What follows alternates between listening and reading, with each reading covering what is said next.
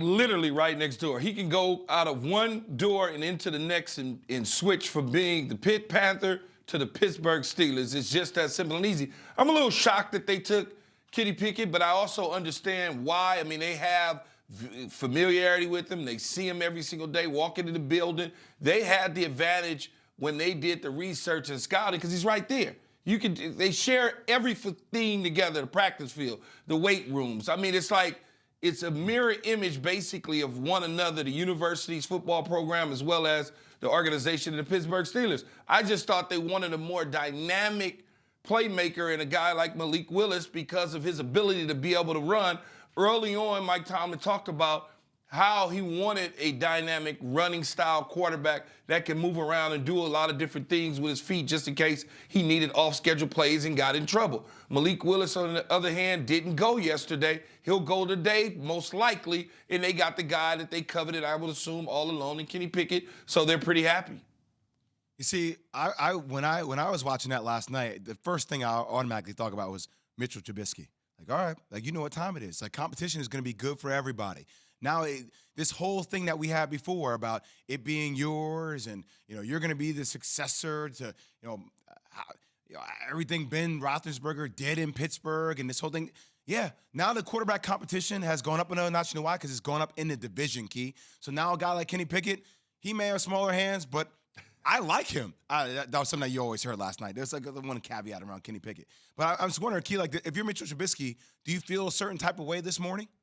No, because they probably communicated with him the entire time and told him that they were going to select a quarterback in this year's draft. Just didn't tell him it was going to be a first rounder, but I'm sure he realized they were going to add depth to the position.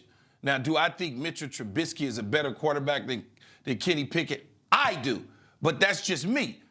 Doesn't mean that because they selected Kenny Pickett that all of a sudden, Mitch Trubisky is in the fight of his life, and he's going to be the backup, and they're going to start the rookie. Ron Wolf always said, General Manager Ron Wolf, Hall of Fame type General Manager Ron Wolf, has always said, you take a quarterback every single year.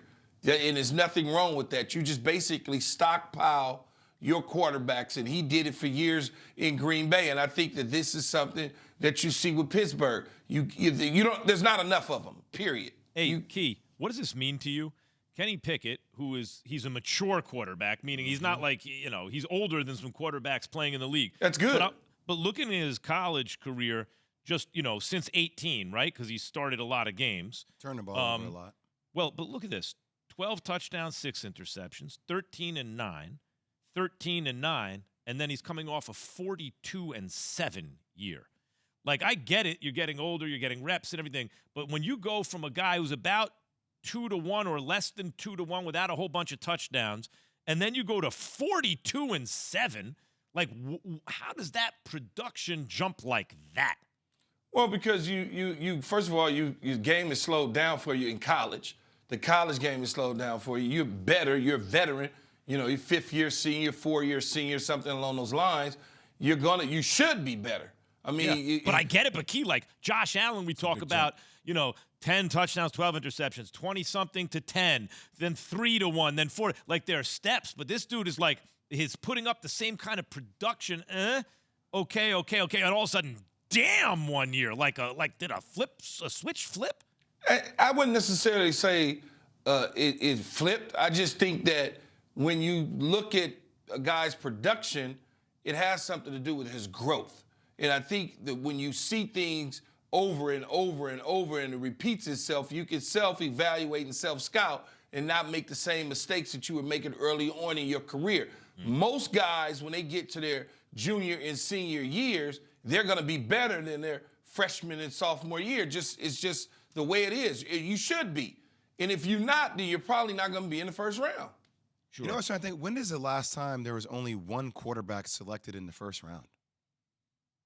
In a minute. I don't know when I saw the stats. I believe it was 2014 when E.J. Manuel went to the Bills. I believe that's the last time. Wow. 2013. Yeah, and then also, by the way, in terms of his production, he was a sophomore when he started, when he was playing a lot and coming up, and then as a junior, that was the COVID season, right? So that's going to reduce your production just because of circumstances, number of games played, stuff like that. So it's not like a year-over-year kind of normal, smooth trajectory if you go back and look at it. I get it. But damn, 42-7, you're like, he really produced. Malik Willis, meantime, still on the board. Thanks for watching ESPN on YouTube. For live streaming sports and premium content, subscribe to ESPN+.